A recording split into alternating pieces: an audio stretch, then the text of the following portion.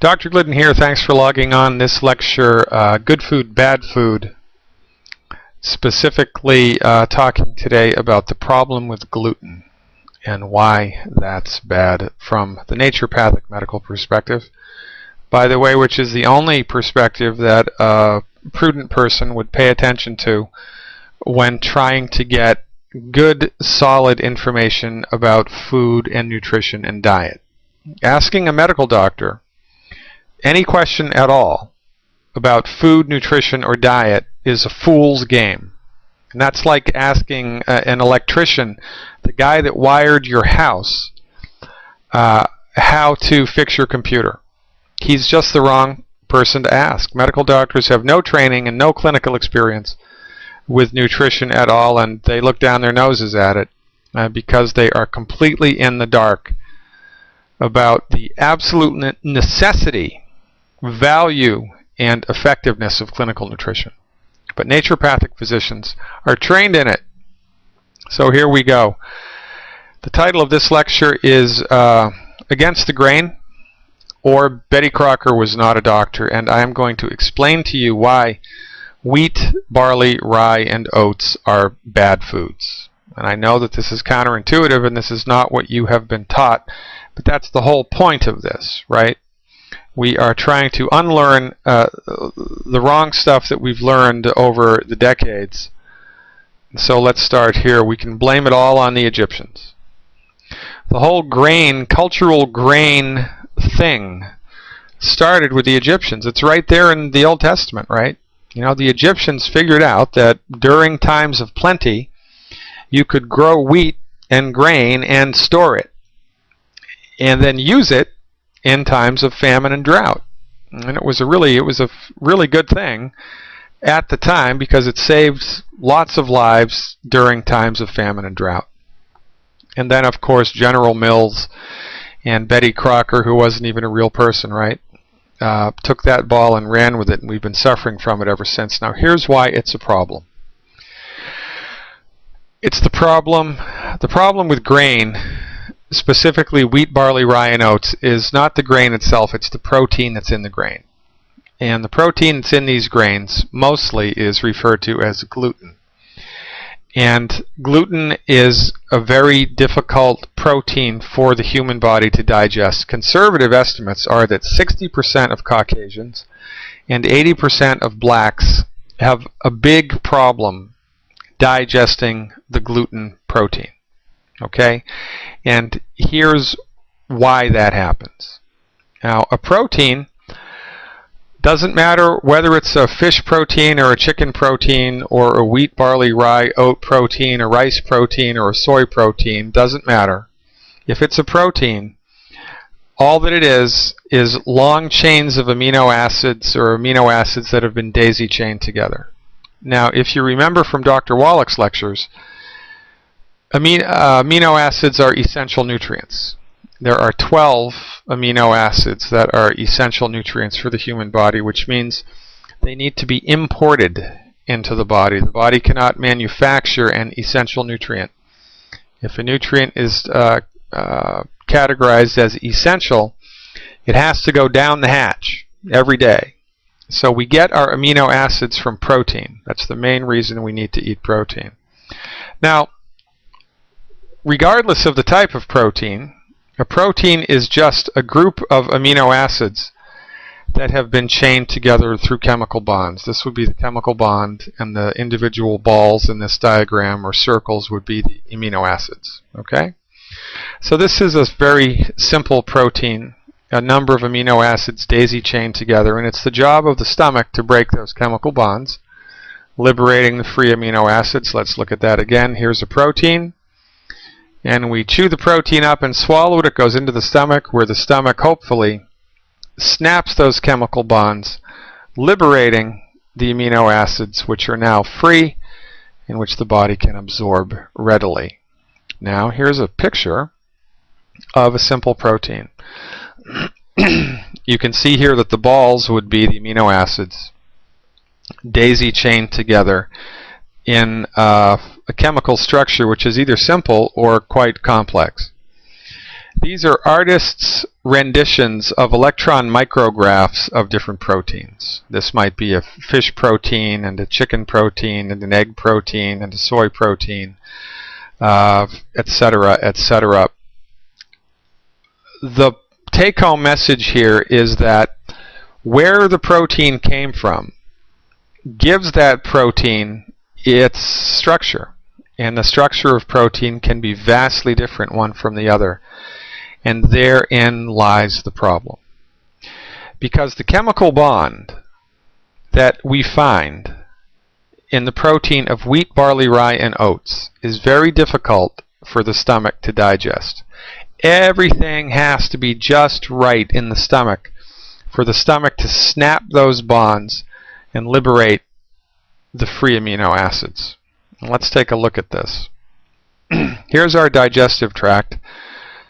Mouth up here, salivary glands. So, you know, we put something into our mouth and our teeth start to mash it up and pound it up, and then the salivary glands excrete saliva and it starts to chemically digest the food, and then we swallow it. Food goes into the stomach where the lion's share of digestion happens. The stomach, if it's healthy, contains acid which is really, really strong. Man, it is like battery acid. If you could stick a tube down your stomach, if your stomach acid was healthy and strong, and you took some out and dropped it on your skin, it'd burn a hole right through it. The pH of a healthy stomach acid is about 1.4. It's very acidic. But the stomach has developed a lining that is impervious to the acid. The wonders of nature, right? So we eat food, mash it up with our teeth, swallow it, it goes into the stomach where the lion's share of digestion happens. And then the food passes from the stomach into the small intestines. And it's the small intestines where all of the absorption of our nutrients happens. And that happens through the agency of an anatomical structure called a villi. Now, if you were to take the intestinal tract and cut it in half, this is what it would look like. All of these structures here are like little tentacles of an octopus, right? And they are referred to as villi. And there are millions of them. That's millions with an M. And on top of the villi, there are thousands of microvilli. 1,000 million is a billion. So in somebody's intestinal tract, there are billions of tissues which are designed specifically to absorb nutrients. So it's the job of the villi to reach out, stick onto a molecule of food that you've digested, and suck it in, put it into the bloodstream. This is the border. The intestinal tract is where everything gets absorbed into the bloodstream. Now, once a nutrient or something gets into the bloodstream, it's inside the body. When it's in the intestinal tract, it's outside the body, which I know is counterintuitive. You think about it, if you put a grape, inside your mouth on top of your tongue, technically it would be outside of the body. It's not going to be inside of the body until your body digests it and absorbs it into the bloodstream. And that happens in the intestinal tract. That is the job of the intestinal tract, to absorb the nutrients that your system has digested. Okay? However, when we eat wheat, barley, rye, or oats, we get nothing but trouble. Because the chemical bonds of wheat, barley, rye, and oats, for some reason, and we don't know why, it just is, right? For some reason, those chemical bonds are very difficult for the stomach to break. I mean, everything has to be just right for the stomach to break these bonds and liberate the free amino acids. And again, conservative estimates are that 60% of Caucasians cannot do this, and 80% of blacks cannot do this. So this means when the majority of whites and blacks, or blacks, the majority of people eat wheat, barley, rye, or oats, these proteins are undigested. And this is a problem. Because when you get an undigested protein, and remember, they can be very complex, right? So when you get one of these tumbling through the intestinal tract, where there should only be individual amino acids, that's like having an elephant in your living room. And that's a bad idea. That's nothing but trouble. You have an elephant outside the house, no problem. Maybe for the elephant, but not for you. But an elephant inside the house will start breaking things, and that's exactly what happens. As these undigested proteins of wheat, barley, rye, and oats tumble through the intestinal tract, they destroy the villi mechanically, and they also carry an electrical charge. A thundercloud, the bigger that the thundercloud is, the bigger the electrical charge that it holds, and the bigger the lightning that comes out of it, right? It's the same thing with an undigested protein. Because of its size and complexity, a protein carries an electrical charge. And as the undigested protein tumbles through the intestinal tract, it's like a live wire. And it will also destroy the villi through something akin to contact dermatitis. The electrical charge destroys the villi, gives it a little zap. Now, remember, it is the job of the villi to absorb nutrients into the body. And when you destroy the villi, you impair the mechanism that the body absorbs nutrients through, right? So, common sense then would dictate that when you eat wheat, barley, rye, and oats, and those undigested proteins tumble through the intestinal tract, as they destroy the tissue in the intestinal tract, all kinds of bad things happen. You get irritable bowel, celiac disease, Crohn's disease, and ulcerative colitis, which all are the same disease, by the way, just different levels of tissue destruction. But all of this ultimately results in malabsorption. Because what are we doing? We're destroying the villi, which the body uses to absorb things. So, if you have 100 villi on Monday, and 70 on Tuesday, and 50 on Wednesday, and 30 on Thursday, you're going to absorb less and less and less and less. And this is really just common sense. And this is why these things are a problem. And now, all of this leads to malabsorption, which of course is the genesis of most chronic disease. Dr. Wallach's seminal research clearly showed, beyond a shadow of a doubt, that the majority of chronic disease is caused or directly affected by lack of nutrition, by malnutrition.